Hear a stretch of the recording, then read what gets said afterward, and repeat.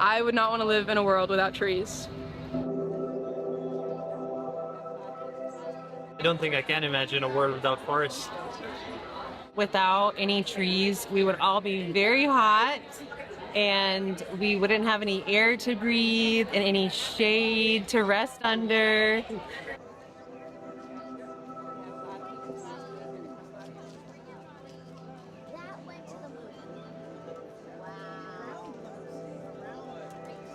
This moon tree is different, equally if not more special. It's a Douglas Fir, Oregon state tree. Yes, shout out to the Doug Fir. Thank you all for joining us for a special moment as we dedicate a truly extraordinary tree, one whose seeds has traveled further than any forest has traveled. This Douglas fir sapling began its journey as a tiny seed aboard the Artemis 1 mission in 2022. And liftoff of Artemis 1, we rise together back to the moon and beyond.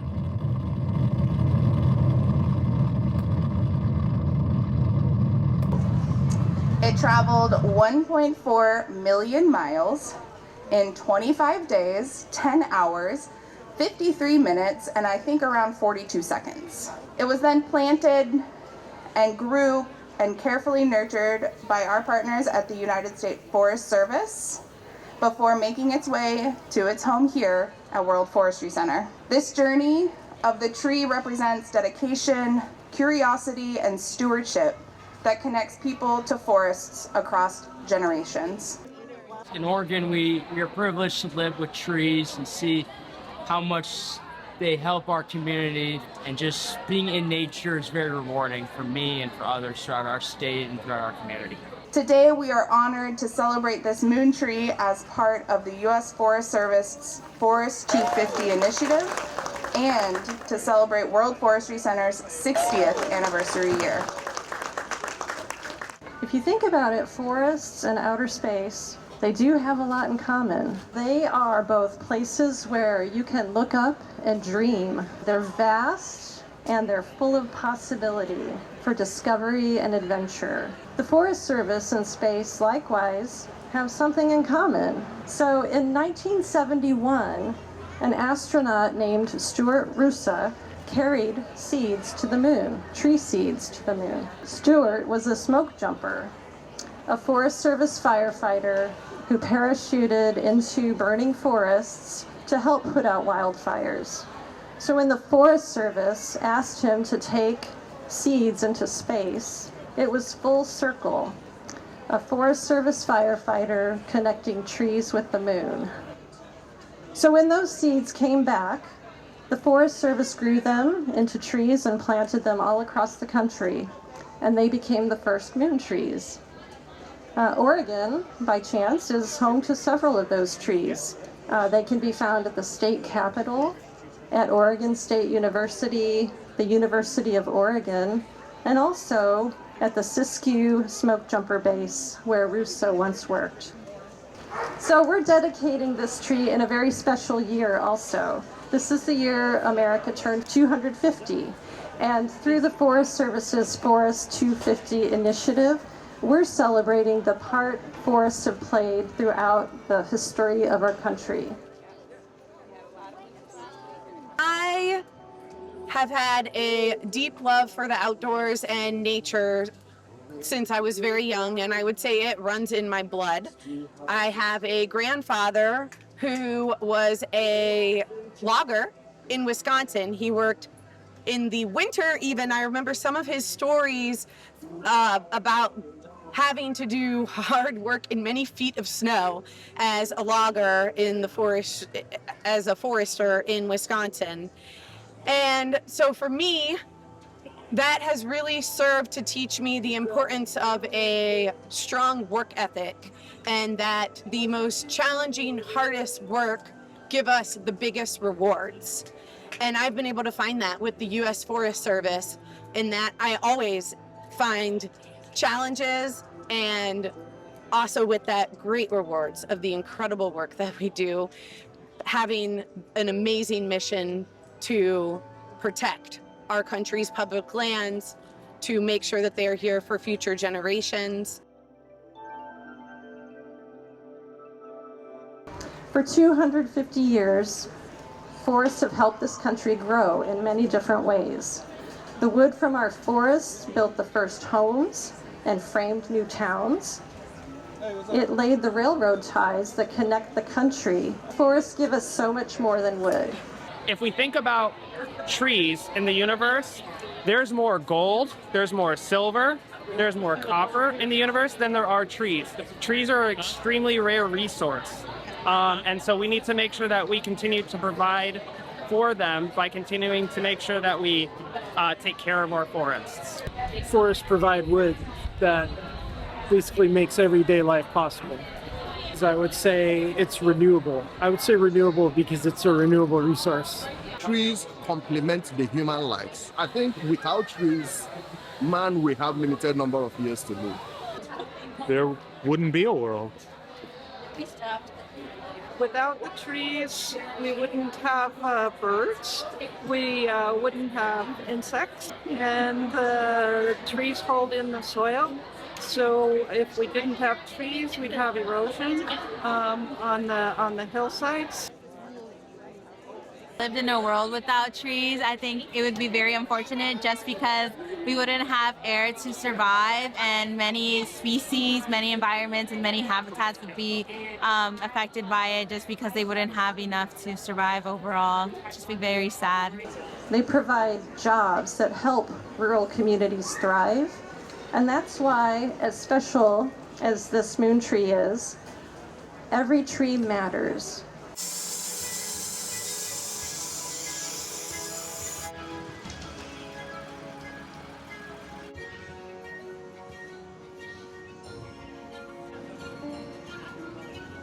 As Oregonians, we know that the forest is part of our cultural fabric, important to our environment, part of our economy, and especially part of our identity as Oregonians. Well, I think that Oregonians like trees so much because we recognize how much they contribute to our quality of life. They make us feel better, they make us behave better, make us a little more tranquil, ultimately. Being in a forest is good for our health, both physical and mental. It's something I try to do as often as possible. I think that trees make us feel really grounded. I remember when I was younger, I used to climb in trees, and I don't do that anymore, but being around them reminds me that I'm very small, but also part of like a larger ecosystem, and I have a great appreciation for them. I think we all do. And this moon tree is kind of at the intersection of the work I do, so I'm so excited to be here today. Because the moon tree, it inspires curiosity and a sense of wonder and a reverence for nature. Pretty amazing. But that's a symbol also of resilience. No matter the distance the seeds have traveled, the roots still take hold. You know, America has a proud tradition of innovation, exploration, and conservation, and today's celebration honors all of those traditions. During her kindergarten year this last year. At Metro, we are very proud neighbors to this wonderful site. Of the work that Oregonians want us to be doing, it is the work that Metro is doing right now to envision a stronger future, one that celebrates science, public lands, nature, the core features that make us Oregonians. What our residents value about this place and what they hope that they will still be able to cherish 50 years from now. And let me tell you, overwhelmingly, the thing that people say they love the most and they hope is still strong in 50 years is our love for nature, our connection for nature, for our region to be a collection of cities in the trees. And that is the work that we are continuing to back today with this beautiful, beautiful commemoration of the moon tree. If I had a chance to go to the moon or to a tree house, I would choose the tree house. This sweet little thing, this child, is going to be It's going to be older than us someday, but it will remember this day. Moon tree. Most trees know their mother, Artemis moon, only by her velvet touch of silver light cresting and dimming over their bark skin. Sliding down their east height, then easy up the west. But this tree, we circle round, new moon goddess from seed lifted from a squirrel cache under Pseudotsuga menzisi, some green-hatted ranger pilfered for the longest journey of a tree child, from duff into the big empty above us all. Little tree, receive our blessing for your health and vigor, our admiration for your cosmic legacy, our longing to know how you will grow to teach us shade when we are old and you are still beginning.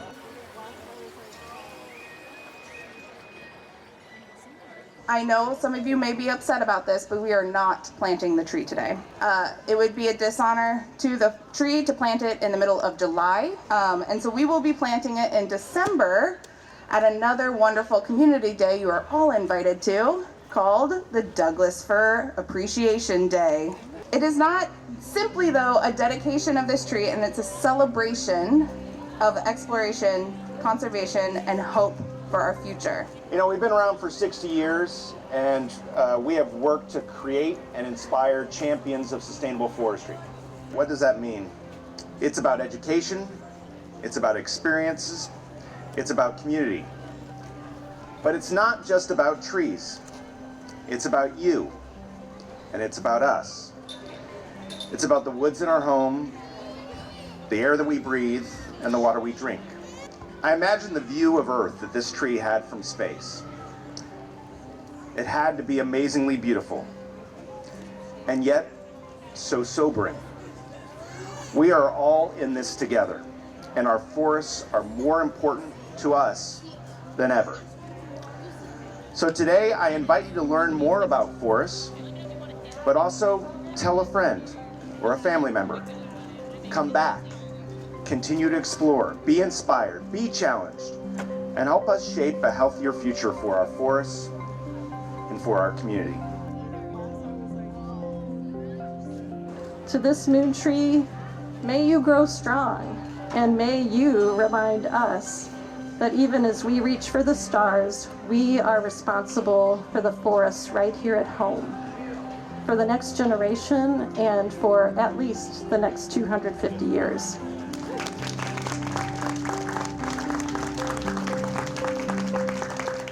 I would now invite you all to help us in dedicating this moon tree.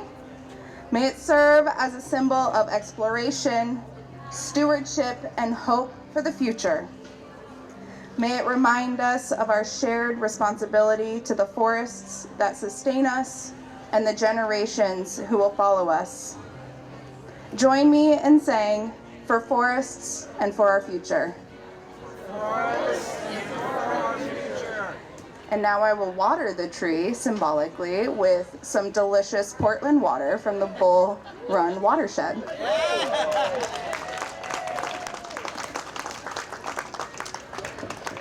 Today marks the beginning of this moon tree's next chapter. In the months ahead, you'll be able to view this beautiful tree and give it well wishes as it grows in preparation for its planting in December. Now, before you go, this tree still does not have a name. I know, it's really sad. But you can help change that by writing your own note to the tree and dropping it in one of three buckets to name the tree either Gaia, Diana, or Flamingo, whatever you want.